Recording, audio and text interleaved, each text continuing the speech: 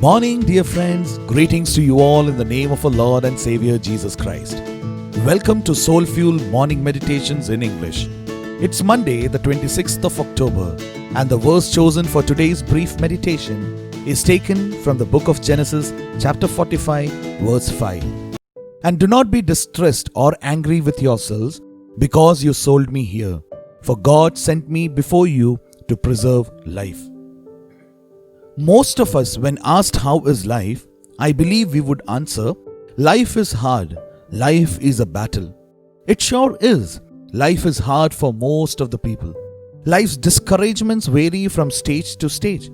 When we were a little child, there were certain things that were difficult. When we become a teenager, there are others. As far as a teenager is concerned, a teenager gets discouraged when they don't have many friends, when they don't make good grades, or when they don't make it to the team.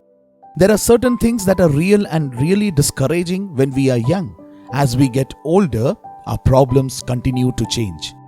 The story of Joseph puts in perspective how hard life can be, how hard life is. No one knew this better than Joseph. When he was a baby, his mother died. Joseph's brother hated him. They mistreated him, and finally they betrayed him and sold him into slavery. He was torn from his home and he became a slave. He had no rights. Then he was falsely accused. He wasn't given a fair trial. He was thrown into prison and there he was forgotten. If anybody ever knew how hard life can be, it was Joseph. One of the ways of facing life better is to give in to them. What I mean is, we let them overwhelm us. We let life's problems eat us from the inside. We start to focus on the problems and discouragements until we become a negatively oriented person. Most of us choose this option. We see Elijah, the greatest prophet in the Old Testament, who had this very experience of life's problems, and he chose the option to give in and to give up. Few others, when faced with such problems, they deny the problem. Few others, they magnify the problem and make it worse than it is. And some others tend to minimize the problems they are encountering.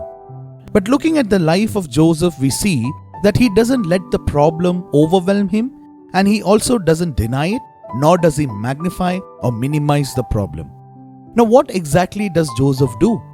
He faced the problems realistically and faithfully. The tragedies of Joseph's life were basically out of his control. He accepted those tragedies and made the best that he could out of them. Now, this was possible because he maintained his relationship with God no matter how hard his life was.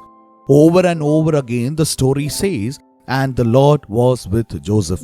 He never lost sight of his relationship with the Lord.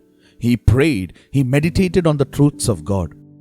Joseph didn't lose sight that God was still in control of his life, that God is sovereign. He trusted that God is always in control, no matter how life is going on. And we see this in the two wonderful statements that Joseph made. Joseph, in the end, was able to look back on the twists and turns of his life, and he was able to proclaim, God sent me ahead of you to rescue you in this amazing way. It was not really you who sent me here, but God. You intended evil for me, but God didn't. My dear friends, it was clear to him that even though choice and chance seemed to control his life, when he was in the thick of a bad turn of events, he was wrong. It was God who was behind it all.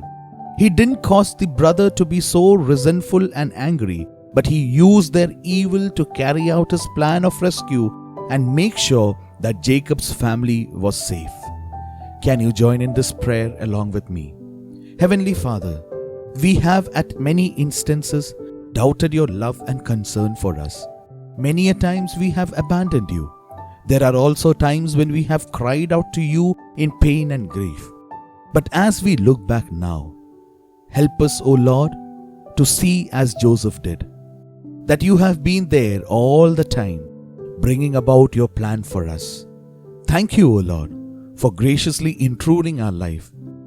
Thank you, O Lord, for graciously intruding our life and making us amazed to see how everything has worked out in the end. Amen.